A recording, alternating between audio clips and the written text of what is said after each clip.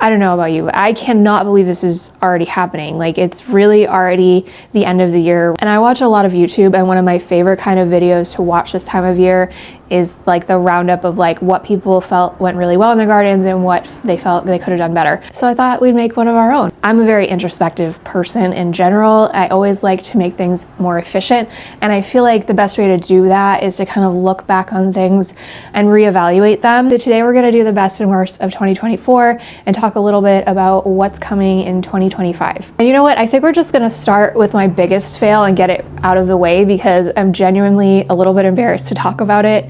I just want to get it over with. So as you guys know, this was the year that I fully took over taking care of the beehive and being a beekeeper from my mom. I was a little bit scared, but I did get over that part of it pretty quickly. Once I picked up the box of bees, it was just kind of like, oh, you're my bees now. Like, there was a sense of calm that kind of came over me as soon as I picked them up. Now, if you don't know, bees are really difficult to keep in New England or in really just any colder northern climate in general. Firstly, because we obviously have much colder winters, so they really need to stock up their stores in order to be able to survive the winter. But also because we deal with much higher loads of things like varroa mites in this area. So it's really hard to keep bees in a way that doesn't involve using chemicals to manage the disease load. Now, anytime that I've shared about bees this past year in 2024, 90% of the comments are, how hard is this? Could I do this? It's probably one of the hardest kind of homesteady kind of things that I've done.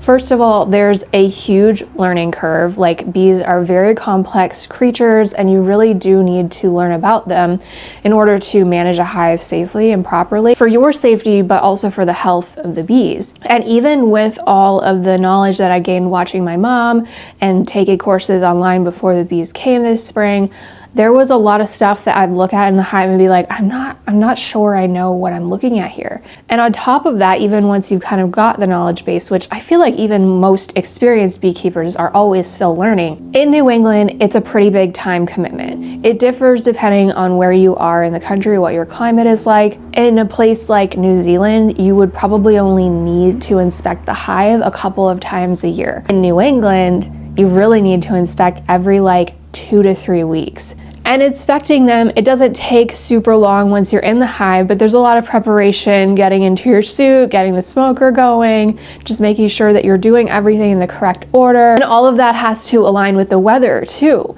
You can really only inspect a hive during certain hours of the day when most of the colony is out foraging, when the weather is just right, because if you open up the hive when it's really windy, they get very mad. Ask me how I know. It's still extremely rewarding. And of course, you get the honey out of it, hopefully, which is very rewarding in and of itself. But I don't know what happened. I have some suspicions of what happened, but I don't know what happened. After the tree fell on my beehive, which, yeah, if you missed that, an enormous tree fell over in a not very big storm and managed to land literally with its main upper branches just on either side of the hive. So then I had to cut it away with a Sawzall. The bees were super mad. It was really stressful. After that, things started to go downhill. I don't know if it was stress from that or if this would have happened regardless, but it seemed like their numbers started to dwindle after that point, which it was later in the season. They do generally cut down on the numbers. They actually boot out all of the male drone bees starting in the fall so that they don't have to share the resources with as many bees over the winter. So at first, that's kind of what I thought was happening, because I didn't really see any signs of disease. But one day I looked outside and the hive was being robbed. And what happens when the hive is being robbed is somehow all these other bees wild bees from other colonies sense the weakness of the hive, and they come in, they start killing your bees, and they steal the honey. Once a hive is so weak that a robbing is actively happening, there's really very little that you can do to prevent it. I probably should have gone in when I knew the hive was weak and salvaged what honey I could before this happened, because I literally it's literally a frenzy. It's the most kind of scary thing you'll see with bees, because the whole thing is just like a cloud of very angry bees all around the hive. So after the frenzy kind of died down, I did go in to inspect the hive, and I discovered that all of the bees were gone. So I had been thinking they had a disease and there would be tens of thousands of bees kind of dead on the bottom board, but they had actually done what's called absconded, and typically they do this with something like varroa mite most commonly. If they feel the disease pressure in the hive is too high, they make a calculated risk to leave the hive and rebuild somewhere else. The problem with this is they typically do it in late fall, and in my climate that means they really don't have enough time to rebuild elsewhere as a wild colony. So I will never know what happened to my bees, but I went into the hive, it was empty, there were no bees, there was no honey. It was devastating. I felt very personally responsible because I just hadn't apparently done enough to manage whatever it was that had gone wrong. At the end of the day, I think it's really hard to keep bees in New England. I know people who do it, but I also know very experienced beekeepers who can't get them to overwinter. They are wild creatures, so there's only so much we can do, and at the end of the day, all I can do is try to learn from it. I'm still deciding whether or not I'm going to attempt bees again next year. I would like to. I don't think that I can do it by myself with my chronic pain where it is right now. I'm just not as reliable a beekeeper as my bees need me to be. So we'll see what happens. I have 3 more lessons for 2024 before I get into 2025 plans. And the next lesson that I learned in the garden was that I really need to continue fine-tuning my spacing of my plant. I did a lot better job of this year than I've done in years previous, I will say. Last year I gave them too much space. This year I gave them not enough space. So we're getting closer to the Goldilocks happy medium because I want to plant intensively. What happened is I was not mindful of root space as well as I could have been. So like, yes, you can pack in a lot more plants and ignore a lot of plant spacing recommendations if you're going to fertilize heavily, which is another thing we're going to talk about. But there were just areas of my garden where I think things were not producing as well as they would have if they had had more space. This specifically was something that I noticed in my tomato beds. And I think I kind of foreshadowed this even in the video where I was planting my tomatoes this spring, because I was pretty much like, I should only have 12 plants in these beds, but I'm doing 20. The beds are only 6 feet by like 2.5 feet. There's absolutely no, I knew this. I knew they were not gonna do well. It's very hard for me to just chuck plants aside when I have too many. I should have just given them away so I didn't feel so bad about it. But instead I packed everything in, and because these were dwarf tomato varieties to begin with, I feel like their yields are already a little bit lower, and I just made it even harder for them. They were competing for root space, they were competing for nutrients, they were competing for water. The whole bed is just like root bound. I have to like dig out the top foot of it and refill it with soil. I'm surprised I didn't have more disease because of how closely packed in they were together. But knock on wood, like the blight really didn't come in until the very last second. And even then it didn't like rampage through the entire bed. Like it was just spots here and there that I was able to cut off really easily and manage. So that sucked because I started all those tomatoes for seed. I was really excited about them. The varieties that I had, especially the lemon ice, were so good. Like they tasted amazing, but they just were never really able to take off. As far as fertilizing goes, I think that this kind of was along the same lines where like the year before I didn't do enough. This year, it's not that I did too much, but I think I need to start incorporating foliar feeds just in order to increase production given the little space that I'm working with. And I know my garden is very large, but it's also contained in a way that means it's limited in the nutrients that it has access to. So I just think adding a foliar feed, I need to learn more about this because I don't really know anything about it. Could really help me amp up my production using the same amount of space. I think the garden was probably twice as productive this year as it was last year. I don't have exact numbers in terms of weight of the produce that I was harvesting, but I was harvesting stuff every single day, and it really did help with like, we weren't buying produce at the grocery store hardly at all. One thing that I was really excited about was the starts that I ended up getting from the nursery did so well. They were such prolific plants, specifically the eggplant and the peppers.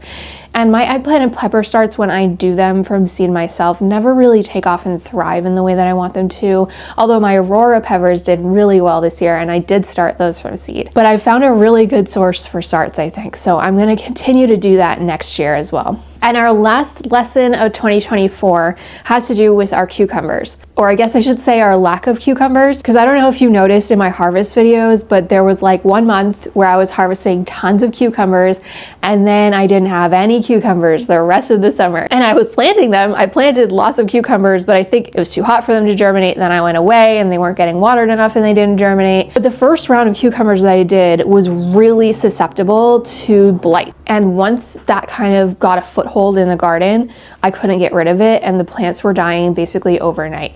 So this year we're going to be doing a seed haul in a couple of weeks and I'll show you the specific varieties that I got, but I'm specifically looking for cucumber varieties that would be resistant to the kinds of diseases I'm experiencing in my garden. So that's one thing I'm trying to fine tune more as well. Paying attention to what diseases I'm seeing in my garden the most, or what pests like cucumber beetles, and trying to pick like a squash plant that's very squash vine borer resistant, a cucumber variety that's very blight resistant. All right, I'm so excited for this part because now we get to talk about what we're going to be doing in the garden in 2025. We've done so many big things in the garden this year. We added 5 new beds. We added this whole huge Hometown Structures greenhouse. I'm not adding any more beds next year. This is a more than enough garden for me. I think our word for 2024 is adapt, or adaptability.